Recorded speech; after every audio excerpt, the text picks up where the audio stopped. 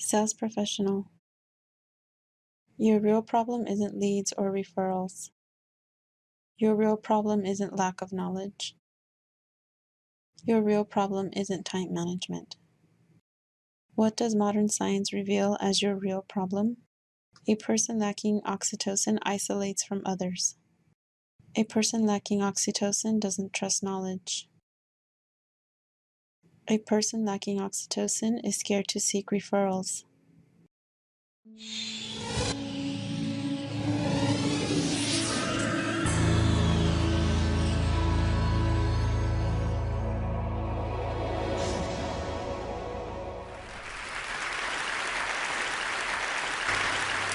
Is there anything unique about human beings? There is. We're the only creatures with fully developed moral sentiments. We're obsessed with morality as social creatures. We need to know why people are doing what they're doing. And I personally am obsessed with morality. It's all due to this woman, Sister Mary Maristella, also known as my mom. As an altar boy, I breathed in a lot of incense, and I learned to say phrases in Latin. But I also had time to think about whether my mother's top-down morality applied to everybody. I saw that people who were religious and non-religious were equally obsessed with morality. I thought maybe there was an earthly basis for moral decisions. But I wanted to go further than to say our brains make us moral. I wanted to know if there's a chemistry of morality. I wanted to know if there was a moral molecule. After 10 years of experiments, I found it. Oh, would you like to see it? I brought some with me. This little syringe contains the moral molecule.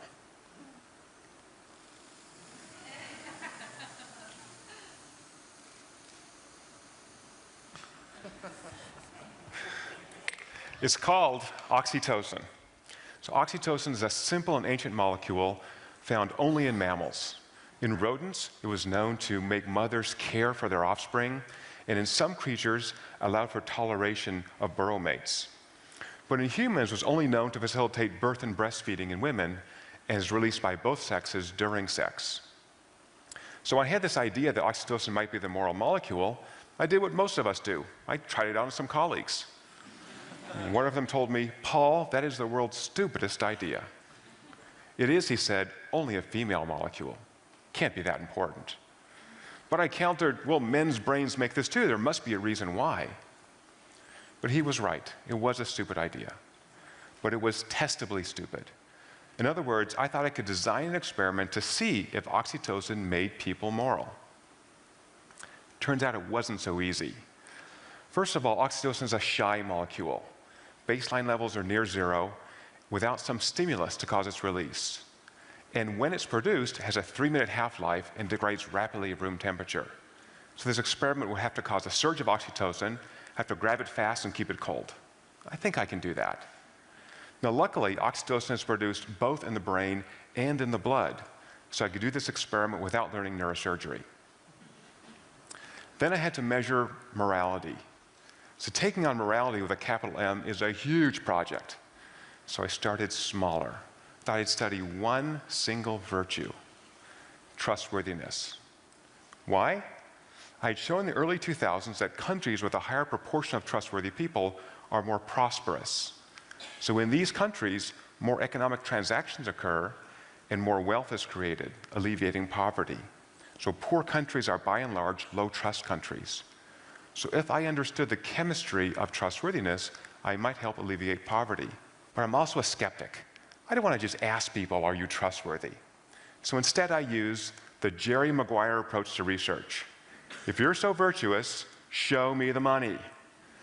So what we do in my lab is we tempt people with the virtue and vice by using money. Let me show you how we do that. So we recruit some people for an experiment. They'll get $10 if they agree to show up. Then we give them lots of instruction, and we never, ever deceive them. Then we match them in pairs by computer. And in that pair, one person gets a message saying, do you want to give up some of your $10 you earned for being here and ship it to someone else in the lab? But the trick is you can't see them, you can't talk to them, you only do it one time. Now whatever you give up gets tripled in the other person's account. Going to make them a lot wealthier. And they get a message by computer saying, Person one sent you this amount of money. Do you want to keep it all, or do you want to send some amount back? Okay, so think about this experiment for a minute. You're going to sit in these hard chairs for an hour and a half. Some mad scientist is going to jab your arm with a needle and take 4 tubes of blood. And now you want me to give up this money and ship it to a stranger? So this was the birth of vampire economics. Make a decision, give me some blood. So in fact, experimental economists had run this task around the world, and for much higher stakes. And the consensus view was that the transfer from the first person to the second was a measure of trust.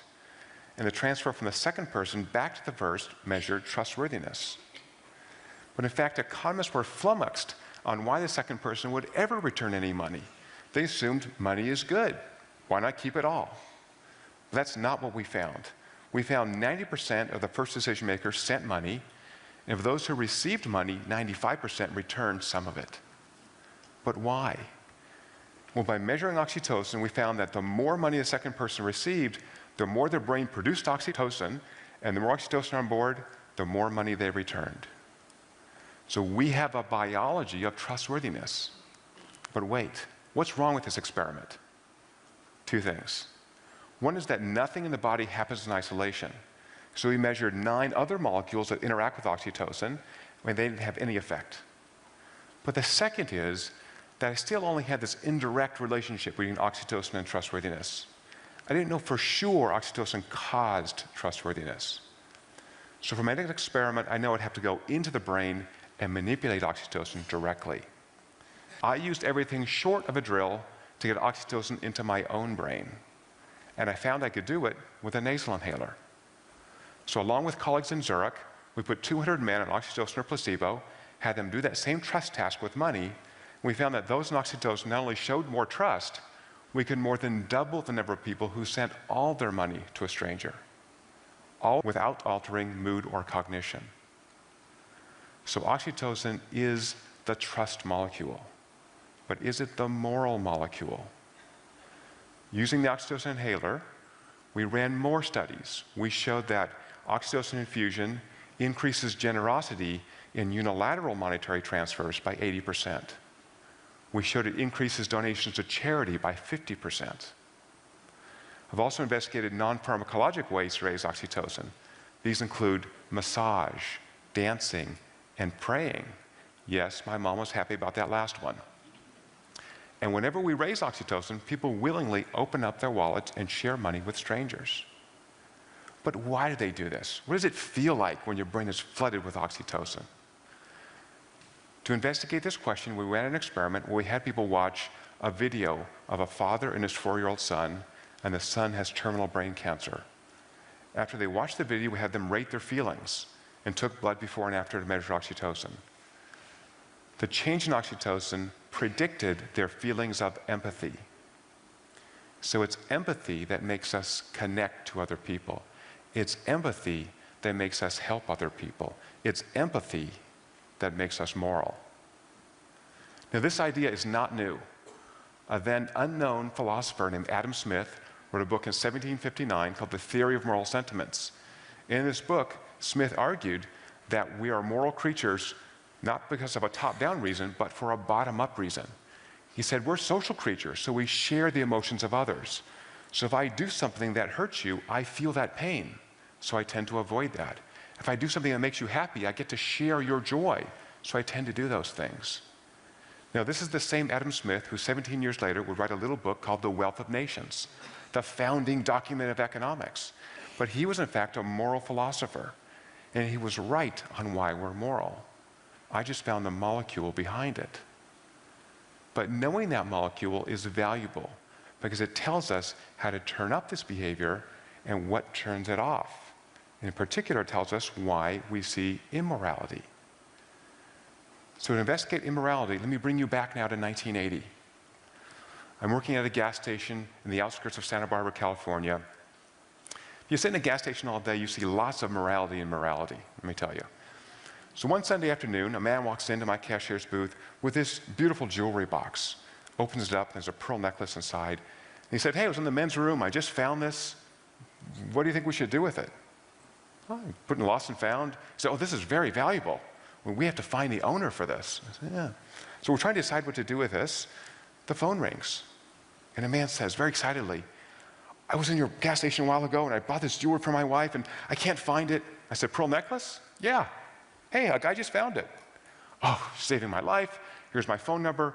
Tell that guy to wait half an hour. I'll be there, and I'll give him a $200 reward. Great. So I tell the guy, look, relax, get yourself a fat reward, life's good. I said, I can't do it. I have this job interview in Goleta in 15 minutes, and I need this job. I got to go. Again, he asked me, what do you think we should do? I'm in high school. I have no idea. Right? So I said, I'll hold it for you. He said, you've been so nice. Let's split the reward. I'll give you the jewelry. You give me $100, and when the guy comes, right, you see it, I was conned. Right?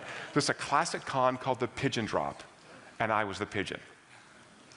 So the way many cons work is not that the con man gets the victim to trust him, is that he shows he trusts the victim. Now we know what happens. The victim's brain releases oxytocin, and you're opening up your wallet or purse and giving away the money. Right? Okay. So who are these people who manipulate our oxytocin systems? We found, testing thousands of individuals, that 5% of the population don't release oxytocin on stimulus. So if you trust them, their brains don't release oxytocin. If there's money on the table, they keep it all. So there's a technical word for these people in my lab. We call them bastards. These are not people you want to have a beer with. They have many of the attributes of psychopaths. Okay? Now, there are other ways this system can be inhibited. One is through improper nurturing. So we've studied sexually abused women, and about half of those don't release oxytocin on stimulus. Okay? You need enough nurturing for this system to develop properly. Also, high stress inhibits oxytocin. So we all know this. When we're really stressed out, we're not acting our best. There's another way oxytocin is inhibited, which is interesting, through the action of testosterone. So we, in experiments, have administered testosterone to men, and instead of sharing money, they become selfish. Okay? But interestingly, high testosterone males are also more likely to use their own money to punish others for being selfish. Okay. Now think about this. It means within our own biology, we have the yin and yang of morality. We have oxytocin that connects us to others, makes us feel what they feel. And we have testosterone. And men have 10 times the testosterone as women, so men do this more than women. We have testosterone that makes us want to punish people who behave immorally. We don't need God or government telling what to do. It's all inside of us. Okay. All right, so you may be wondering, oh, these are beautiful laboratory experiments. Do they really apply to real life? Yeah, I've been worrying about that too. So I've gone out of the lab to see if this really holds in our daily lives. So last summer, I attended a wedding in southern England. 200 people in this beautiful Victorian mansion. I didn't know a single person. And I drove up in my rented Vauxhall, and I took out a centrifuge and dry ice and needles and tubes, and I took blood from the bride and the groom and the wedding party and the family and the friends before and immediately after the vows. And guess what? Weddings cause the release of oxytocin, but they do so in a very particular way. Who is the center of the wedding solar system? The bride. She had the biggest increase in oxytocin. Who loves the wedding almost as much as the bride? Her mother, that's right. Her mother was number 2. Then the groom's father, then the groom, then the family, then the friends, arrayed around the bride like planets around the sun. So I think it tells us that we've designed this ritual to connect us to this new couple. Connect us emotionally. Why? Because we need them to be successful at reproducing to perpetuate the species. I also worried that my trust experiments with small amounts of money didn't really capture how often we actually trust our lives to strangers. So even though I have a fear of heights, I recently strapped myself to another human being and stepped out of an airplane at 12,000 feet. I took my blood before and after, and I had a huge spike in oxytocin. And there's so many ways we can connect to people. For example, through social media. Many people are tweeting right now. So we investigated the role of social media and found that using social media produces solid double-digit increases in oxytocin. So I ran this experiment recently for the Korean broadcasting system, and they had the reporters and their producers participate. And one of these guys, must have been 22, had a 150% spike in oxytocin. I mean, astounding. No one has this. So he was using social media in private. When I wrote my report to the Koreans, I said, look, I don't know what this guy was doing, but my guess was interacting with his mother or his girlfriend. They checked, he was interacting on his girlfriend's Facebook page. There you go. That's connection. Right? So there's tons of ways that we can connect to other people, and it seems to be universal. 2 weeks ago, I just got back from Papua New Guinea, where I went up to the highlands, very isolated tribes of subsistence farmers living as they have lived for millennia. There are 800 different languages in the highlands. These are the most primitive people in the world, and they indeed also release oxytocin. Okay, so oxytocin connects us to other people. Oxytocin makes us feel what other people feel, and it's so easy to cause people's brains to release oxytocin. I know how to do it, and my favorite way to do it is in fact the easiest. Let me show it to you.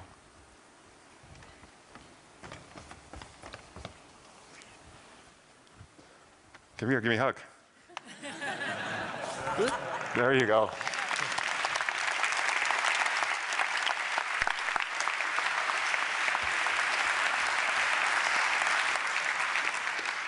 So my penchant for hugging other people has earned me the nickname Dr. Love. I'm happy to share a little more love in the world. It's great. But here's your prescription from Dr. Love. 8 hugs a day. We have found that people who release more oxytocin are happier. And they're happier because they have better relationships of all types. Dr. Love says 8 hugs a day. 8 hugs a day, you'll be happier and the world will be a better place. Of course, if you don't like to touch people, I can always shove this up your nose. Thank you.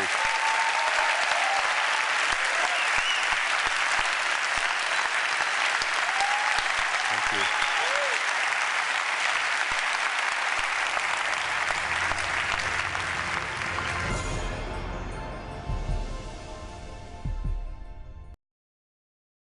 The fool wastes time chasing everything.